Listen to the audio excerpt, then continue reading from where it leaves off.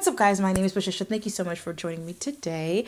I really appreciate it. If this is the very first time you've ever seen any one of my videos, what's up? My name is Patricia and I'd love to see you back. I upload Mondays and Wednesdays between 3 and 4 p.m. Eastern Standard Time. Don't forget to subscribe and hit the notification bell. That way you know every time I upload a video.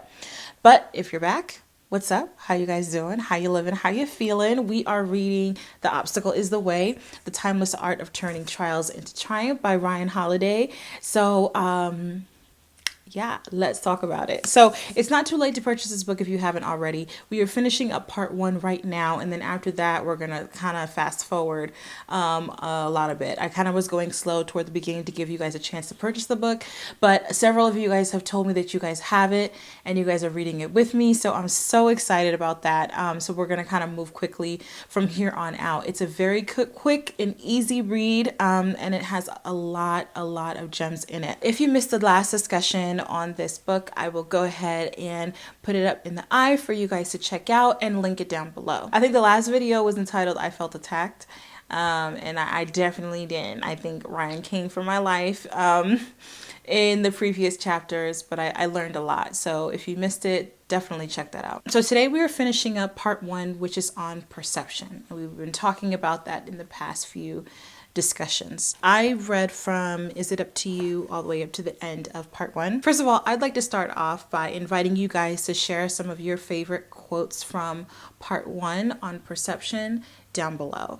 There was a lot of gems in this chapter and a lot of things that really hit me. I spoke about it in the last discussion, and finishing this up, there's one particular thing that sort of stood out for me, and we're going to talk about that. And then toward the end, I'm going to share some of my favorite quotes from the back half of the perception part of this book. I just kind of want to go over this small section. I'll read it quickly. It's on page 57, and it reads, sports psychologists recently did a study of elite athletes who were struck with some adversity or serious injury. Initially, each reported feeling isolation, emotional disruption, and doubts about their athletic ability. Yet afterward, each reported gaining a desire to help others, additional perspective, and realization of their own strengths. In other words, every fear and doubt they felt during the injury turned into greater abilities in those exact areas. It's a beautiful idea. Psychologists call it adversarial growth and post-traumatic growth. That which doesn't kill me makes me stronger is not a cliche, but a fact. The struggle against an obstacle inevitably propels the fighter to a new level of functioning. The extent of the struggle determines the extent of the growth. The obstacle is an advantage, not adversity. The enemy is any perception that prevents us from seeing this. I'm going to read that last part again. The enemy, the true enemy, I'll add that in there. I'm going to sprinkle a little salt on it, is any perception that prevents us from seeing this. What doesn't kill you will make you stronger. It actually makes you stronger. I think of a slingshot. If you can sort of catch the visual, a slingshot. The more you pull back the band, the greater momentum and energy is built up. And the moment you release it, you propel that thing forward. But you gotta pull it back, create some resistance in order to gain some momentum and push forward. You know, and a lot of times we look at the things in our lives and we see them as negatives. We see them as things that are holding us back or bringing us down or pulling us away from the things that we want and the things that we aspire for and the things that we are working towards. Not understanding that this thing is coming to our life and it's not adversity, but it is an advantage. As long as you see it that way, it's literally giving you momentum and the energy and the motivation and the perseverance that you need to exist in that thing that's coming your way. You know what I mean? And it's true because everything that I've sort of looked back on in my life that I've seen as or ever viewed as a negative or ever viewed as adversity or ever viewed as an obstacle has somehow turned out for my good.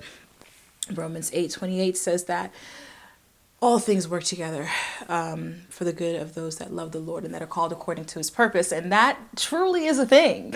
What doesn't kill you actually makes you stronger and prepares you for the very thing that you want, the very thing that you're striving for. Because many of us, as it is today, we don't have the stamina, we don't have the perseverance, we don't have the drive, we don't have the motivation, we don't have a lot of what we need to exist in the spaces that we want to exist in.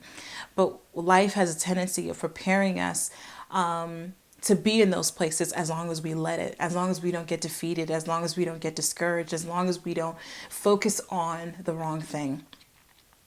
And it's easy to do that. On page 50, he says, our perceptions determine to an incredibly large degree what we are and what we are not capable of. In many ways, they determine reality itself. Further down on page 50, it says, this is why we shouldn't listen too closely to what other people say or what the voice in our head says either. We'll find ourselves erring on the side of accomplishing nothing. And on the next page in the top, it says, though of course we don't control reality, our perceptions do influence it. I feel like, and Ryan talks about this in the book, and it's definitely something I do believe, that you miss out on opportunities when you choose to focus on the wrong thing. How about the next time we are faced with something, even right now in your current situation or anything or obstacle, what may seem or feel or look like an obstacle to you, your family, or whoever else comes your way, I challenge you to change your perspective. I challenge you, the book says, to think differently and just see what happens. Just see what happens. View it as momentum. View it as a learning opportunity. View it as a growing opportunity. View it as a life lesson that will serve you in the place that you are going to.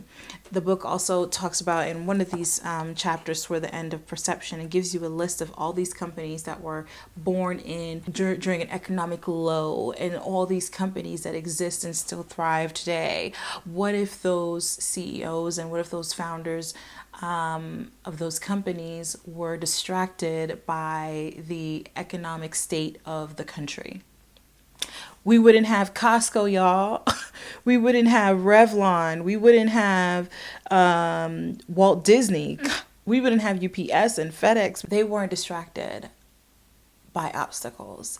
They weren't distracted by the current climate. They weren't distracted by what other people thought. They weren't distracted even by their own thoughts and their own self-doubts, but they continued to press on. What will be born out of this obstacle? If the only thing that comes out of it is a stronger and a better you, it was well worth it. If you end up stronger, if you end up better, if you end up smarter, in the end of it, then it's well worth it. It's not an obstacle. It's not adversity, but it's an opportunity to build yourself up and to make you stronger and to prepare you for the spaces that you will take up and to prepare you for those very things that you want in your life. It will, if you let it. Those are my thoughts on the end of the perception part of this book. There's just two quotes that I want to share with you guys that I think that resonated with me. And like I said, I would love for you guys to share some of your favorites in this in the back half, or even just the full chapter of perception. It says, remember, this is on page 37, remember, we choose how we'll look at things. We retain the ability to inject perspective into a situation. We can't change the obstacles themselves. That part of the equation is set, but the power of perception can change how the obstacles appear, how we approach, view, and contextualize an obstacle, and what we tell ourselves it means determines how daunting and trying it will be to overcome. In the bottom of page 60 into 61, it says, decide to tackle what stands in your way. Not because you're a gambler defying the odds, but because you've calculated them and boldly embrace the risk. After all, now that you've managed perceptions properly, what's next is to act. Are you ready? And that is leading into the next part, which is called action. So I actually want to read this whole part and then come back to you guys next Wednesday to talk about that. Okay, it is quite a few pages, but I think we can do it. Okay, so that's the whole part of action from, let me see, starting from the discipline of action all the way down. Prepare for none of it to work. I like that. We'll see what that one talks about. So we're going to read all of part 2 and then come back next Wednesday to talk about it. Okay. So yeah, share your thoughts and feelings down below. Your favorite quotes if you're reading along. If you're not reading along, but something I said resonated with you, I'd love to hear that down below as well. I love you guys so much. Thank you for tuning into this video, and I'll see you guys soon with another one. And as always, God bless.